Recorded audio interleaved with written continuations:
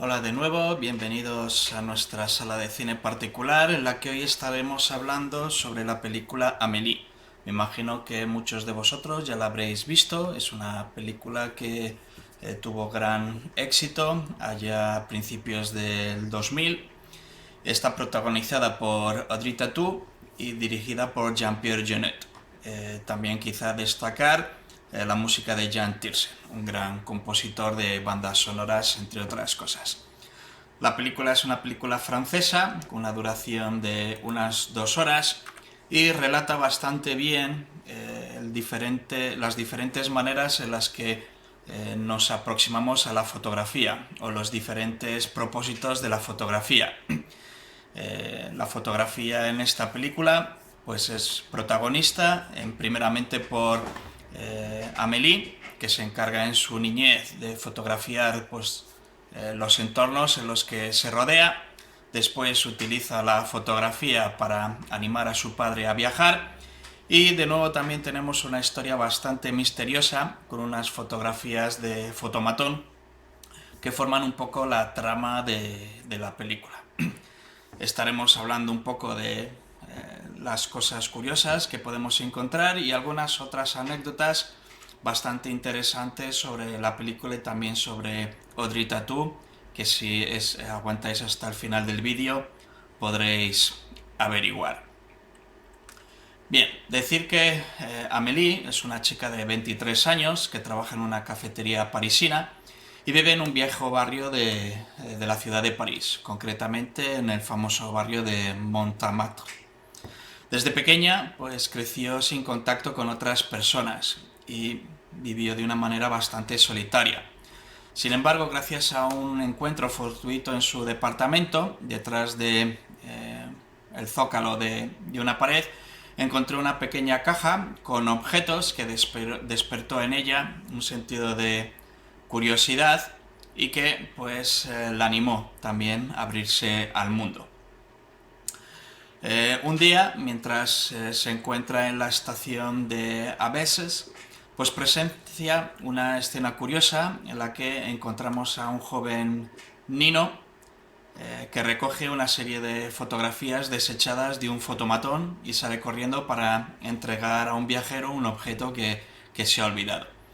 En ese momento, pues Amélie cree haber encontrado a su posible alma gemela, y dado que a Nino se le cae un álbum de recortes con fotos, empieza entre ellos una especie de juego del gato del ratón, y Amélie pues tiene la intención de devolverle dicho álbum.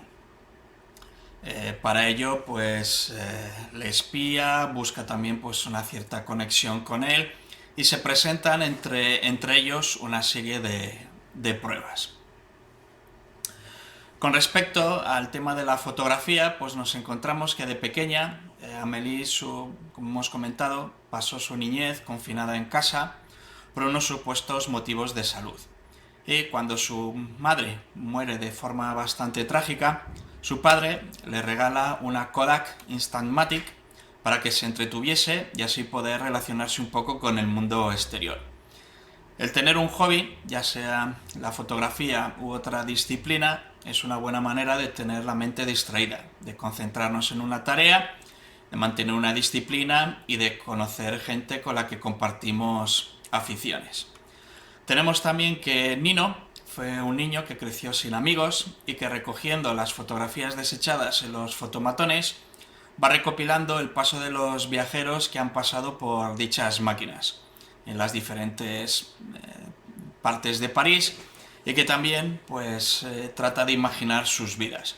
En ese sentido podríamos decir que Nino es una especie de documentalista que tiene un proyecto fotográfico y que si bien las fotografías no las realiza él, pero sí la fotografía es parte importante, ya que pues estamos hablando de las fotografías realizadas en ese fotomatón. Otro propósito que encontramos en la fotografía es la de pues un proyecto o de mostrar diferentes cosas. Tenemos que Amélie contacta con una amiga azafata para que, dado que ella pues viaja por todo el mundo y en compañía de un enano de jardín que pertenece a la casa de su padre, pues le haga fotos por todo el mundo con la idea de animar a su padre a que también, pues en sus años mayores, abandone la casa y se dedique también un poco a salir al mundo. Entonces, la fotografía en este sentido pues tiene el propósito de ayudarnos a descubrir lugares remotos y también es una manera de viajar, bien, pues viendo las fotografías de viajes de otras personas. Si nos centramos en las cámaras que aparecen en la película, y que son bastantes, en primer lugar pues tendríamos la Kodak Instantmatic. Desde sus comienzos, allá por el año 1888, el eslogan de Kodak fue aprieta el botón que nosotros hacemos el resto.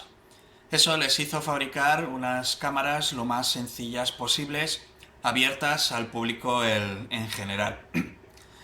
En 1963, pues Kodak presenta la Instaxmatic 50, que era un modelo de cámara que se caracterizaba por no usar carretes de películas, sino unos cartuchos que se introducían en la cámara, que se alineaban pues de esa manera automáticamente, y así se aprovechaba al máximo el número de fotos que podíamos hacer con ese carrete. Esa producción se extendió durante 25 años y se desarrollaron pues casi 100 modelos diferentes. Entre esos muchos modelos encontramos la Instaxmatic 25, que se fabricó también en España entre los años 1966 y 1972. Decir que el modelo más popular pues fue el modelo 56X, que tenía un cromado de imitación a lo largo de todo el frontal y también una imitación de cuero y una decoración pues que recordaba un poco a las cámaras más lujosos. En el aspecto técnico pues tenemos un objetivo de 43 milímetros que nos da un ángulo de visión muy similar al de la propia vista, una distancia mínima de enfoque de 1,2 metros y tenemos un diafragma de f11 que nos permite que prácticamente todo esté enfocado, aunque pues no es quizá lo mejor para retrato, y una velocidad de disparo que podíamos variar entre un 80avo de segundos si colocábamos el dial en la posición sol y un 40avo de segundos si lo poníamos en la posición de nublado o de flash. En este sentido, pues también con estos modelos Kodak empezó a ofertar los flash de cubo, llamados los Magic Cube, que nos permitían hacer 4 disparos y simplemente lo que teníamos que hacer era este cubo, insertarlo en la zapata del flash e ir girándolo para utilizar siempre una de las caras del cubo para que salte. Si nos centramos en los fotomatones, que también aparecen en la película, pues fue un invento de Anatole Josepho en Nueva York en 1925, que después vendió su patente 2 años después a Henry Morgenthau por $1 millón. En ese mismo año, un inversor británico compró los derechos de explotación para Europa. En Francia, estas cabinas de fotografía pues fueron importadas a finales de 1928 en París y propiamente la compañía Fotomaton pues fue creada en 1936. En la época de los años 50 del siglo pasado es cuando se populariza este tipo de cabinas, no solo como una forma rápida de hacerse unas fotos carné o de documentos, sino una manera cómoda y sencilla de hacerse un retrato solo o bien en compañía. Es a raíz también de esta época en la que algunos de los fotógrafos más reconocidos de esa década empiezan también a utilizar estas máquinas como una manera artística. Así tenemos que en 1957 Richard Avedon pues hizo varios retratos de celebridades en un fotomatón para la revista Esquire, y años más tarde, en 1972, Franco Baccari instaló un fotomatón en la Bienal de Viena.